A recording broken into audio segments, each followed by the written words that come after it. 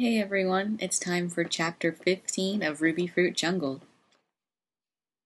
For 3 solid weeks, Polina kept her distance. No Thursday visits to the office, no phone calls, no anything. Just blanket silence. I was determined not to call her. She told me that she had a male lover, Paul Digita, who taught English at New York University.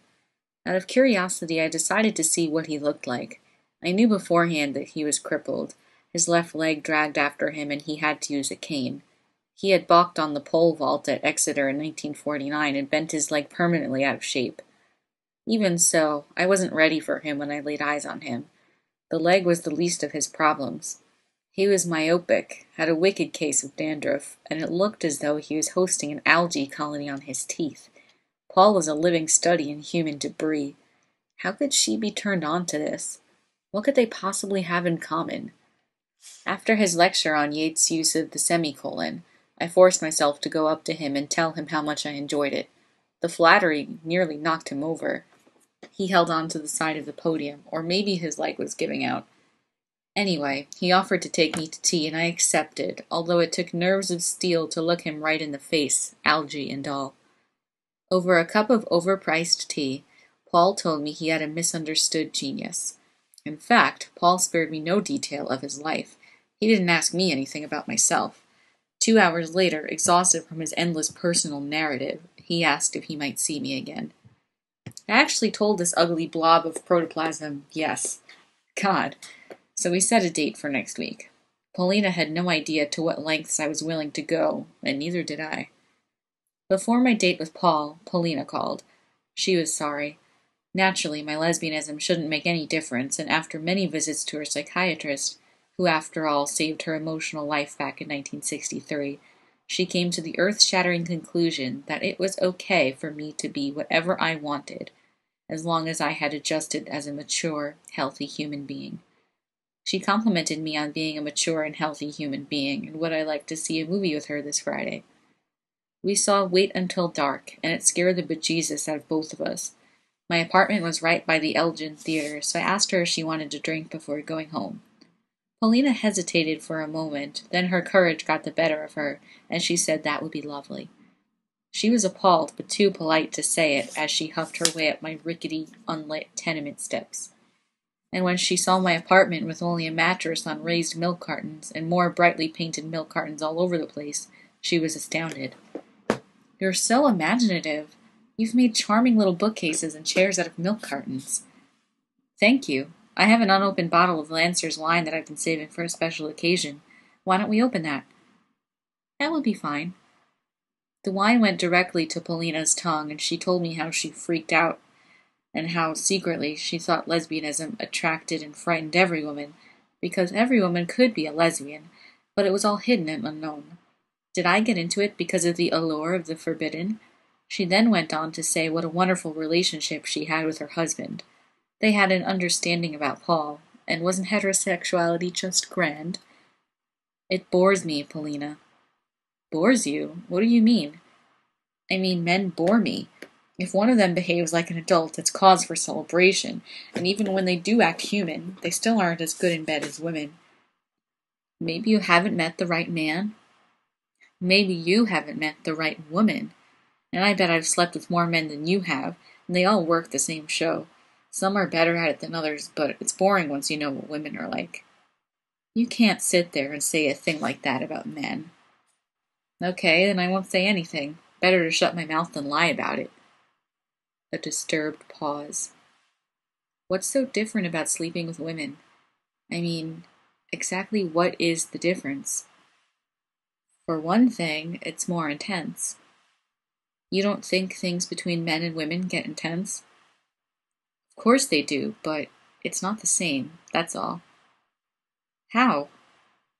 "Oh, lady, there aren't words for it. I don't know. It's the difference between a pair of roller skates and a Ferrari. Ah, there aren't words. I think the lady doth protest too much.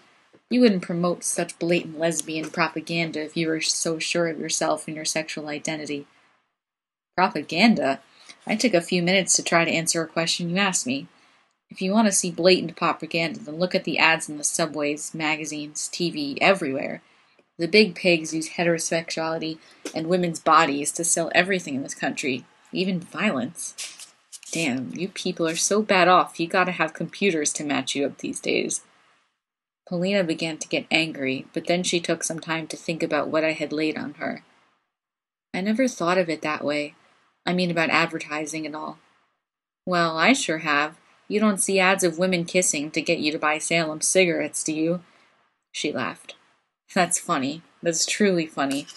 Why the entire world must look different to you. It does. It looks destructive, diseased, and corroded. People have no selves anymore. Maybe they never had them in the first place, so their home base is their sex. Their genitals, who they fuck. It's enough to make a chicken laugh. Are all homosexuals as perceptive as you? I don't know. I haven't talked to all homosexuals. Polina had sense enough to be embarrassed about that last question. She paused long enough to finish her glass, then reload. She was getting stewed. Maybe you should switch to soda. I don't want you to get tanked.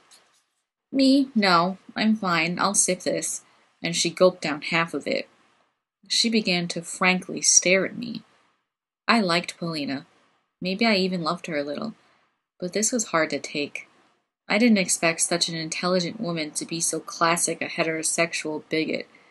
I felt like a bug under a magnifying glass. Oh well, maybe the only beauty left in cities is in the oil slicks on the road, and maybe there isn't any beauty left in the people who live in these places. Polina interrupted this grim line of thought. Molly, have you slept with many women? Hundreds. I'm irresistible. Be serious. I am serious. I'm irresistible. I reached over, putting my hands on her shoulders, and gave her a kiss that startled both of us. She began to pull away, but then decided to stick it out. Noble and daring of her. Predictably, she had to protest after the kiss. You shouldn't have done that. I don't see that you're any different from a man, coming over here and kissing me like that without asking. If I had asked you, you wouldn't have kissed me. Here, let me give you another one, so you can be sure to know the difference. I'd hate to have you confuse me with the opposite gender. Her eyes widened and she started to balk, but I wasn't in a sympathetic mood. I held her tight and delivered a long French kiss. She loved it. She loved it and hated me for making her love it. She broke away in a full fury. How dare you? How dare you? Why, I'm old enough to be your mother. I'm old enough to know that doesn't make any difference. Why don't you climb off your sanctified prick? You dig it. Anyone with half a vagina left would dig it. Women kissing women is beautiful, and women making love together is dynamite. So why don't you just let yourself go and get into it? This is outrageous. You're a lunatic. That's a distinct possibility, but at least I know what I'm talking about from practical experiences. You only know one side of the story. That one hurt her. It was too close to home. I was a good 5 inches shorter than Polina, but that didn't stop me from going over and bodily putting her on my mattress. Before she could double up her soft hands to belt me, I gave her another kiss. And I touched her breast, pressed her thighs, and Polina decided that she didn't know the other side of the story, and 41 years is a long time in the dark. So here she was, and how convenient it was, too, because I had half forced her into it. This way she could avoid responsibility for making love with another woman. The wine helped a lot on that account, too. But she kissed me back for whatever reasons. She stretched out on the mattress and pushed right into my body. There wasn't much to say. As soon as we both had our clothes off and were under the covers, she looked at me with clever eyes and said, Where are we? What? Where are we? We're in bed, in my apartment. Where else could we be? No, we're in a men's john. We are? Yes, we're both at the urinal in the Times Square subway station. Polina, they wouldn't let us use the men's john. You have to tell the story with me. You have to play out this fantasy or I can't come. So please, now we're at the urinal and you look over and notice my cock and you say, That's a nice cock, big and juicy. Well, say it. That's a nice cock, Cough. Big and juicy. She started to get excited and wiggle on the bed. Go on, go on. What do I say next? Tell me anything. You make it up. That's the juiciest cock I've ever seen. It's a real biggie. Harshly. Ask me if you can touch it. May I touch your cock, please? Polina gave a low moan. Oh, yes. Touch it and kiss it and suck on it. And she came right then and there as I told her I wanted to hold it, kiss it, and suck on it. After a 10-minute reflection period, she rolled over and said, Do you want me to make love to you? I've never done it before, but I'm sure I can. Yes, I'd like it if you'd make love to me. What fantasy do you have? I don't think I have any. But how can you make love without a fantasy? Everyone has sexual fantasies. I bet it's something you think is too awful to tell. You can tell me. It'll make me all excited again. I'm sorry, but I just like to make love. It's the touching and the kissing and all that gets me turned on. You wouldn't have to say a word. I don't believe anyone in this day and age can live without a fantasy. Well, I do have one thing, but I'm not sure it's a fantasy.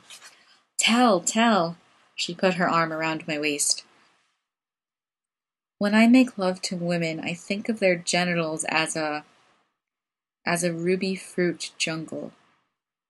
Ruby fruit jungle? Yeah, women are thick and rich and full of hidden treasures, and besides that, they taste good. That's hardly a fantasy. You have an extremely immature sex life, Molly. No wonder you're a lesbian. If it's all the same with you, I think I could do without being laid love to. Oh, you're embarrassed because you don't have a fantasy. Don't be. I'll make one up for you. I do want to make love to you. You have a very sexy body. It's light and smooth and tight. You're Plato's perfect androgen. No, that's not right. You're a woman without fail, but you're so strong. You haven't got flab anywhere. I want to go inside of you. It must be exciting to go inside another woman when she's wet and open. Okay, you make up the story and I'll listen while you make love to me. Polina made up a story about being students at a boys' boarding school. In this one, we did it in the locker room. It turned her on so much that she made love to me with absolute frenzy. But I could sense Polina and I weren't going to have much of a relationship. I couldn't survive the stories, and I couldn't understand why they were about men. She didn't spend the night, although I wanted her to. It's nice to curl up next to a warm body, then wake up in the morning for a hello hug. But she said she had to sleep with her old blue sweater on and a big pillow under her knees. She couldn't possibly sleep in the same bed with another human being. So she went home, and I couldn't sleep the whole night trying to figure out if I dreamed it or if it was true. It was true. The next morning, when a little bit of sunlight fought its way through the pollution to my mattress, I found some long strands of black hair and a few gray ones. My date with Paul turned up, and I went, out of a sense of blazing curiosity. What could these two do? Did he tell her these absurd stories? There was only one way to find out. Paul took me to an Italian restaurant and then fumbled for the next move. He obviously wasn't used to female attention and was at loose ends. I suggested we walk in Riverside Park for a while. I told him I'd walk him home since he lived right on the park. It took us 1/2 hour to go 4 blocks. We arrived at his door and he started to hobble in, then turned as if struck by a blinding thought. Would you like to come upstairs and look at my thesis? It was highly regarded at Harvard. I'd love to see your thesis. Paul spent the next hour and 1/2 explaining to me the supreme importance of punctuation in early 20th century poetry. He worked himself into a lather over the horrible idea that poetry was ditching punctuation. After this diatribe, he took a swig of squirt and vodka and started a tirade against Edmund Wilson. Without warning, he stopped talking, lurched off his side of the sofa, and kissed me. With those teeth. Jesus. Before I had time to get myself geared, he drove down into crotch like he was sitting right out of dawn patrol, and he slobbered all over me. Paul didn't believe in warming up. Paul, why don't we go into your bedroom? Oh, right. Once in his bedroom, I was greeted with fresh horrors. Every inch of him was covered in hair. Right out of the trees he dropped it into my crotch. I must be in love with Polina to endure this orangutan. God, Paul was jabbering and rolling his eyes. I thought either he was going to have a seizure or dive on me again when he suddenly flipped over, held his decently sized prick in his hand, and put his other hand on the back of my neck, drawing me to him. Where are we? I was on. We're in the men's John at Times Square in the subway. No, no, he shrieked. We're in the ladies' room at the Four Seasons, and you're admiring my voluptuous breasts. Goodbye, Paul. And that was chapter 15. Wow, I've never heard of someone trying to date their lover's other lover, and she seems pretty repulsed by him, so that was very surprising to me. What do you guys think about Polina's, as she said, classic heterosexual bigotry? I'm hoping that things will move further along with Polina because she sounds like she could be an amazing woman, and it's pretty clear that Molly likes her a lot. What do you think of Polina and Paul, who so aptly have the male and female versions of the same name? This was kind of a funny chapter. I really appreciated it. I hope that you guys enjoyed it too. So please let me know everything that you're thinking about this chapter in the comments below. Thank you so much for watching, and take care.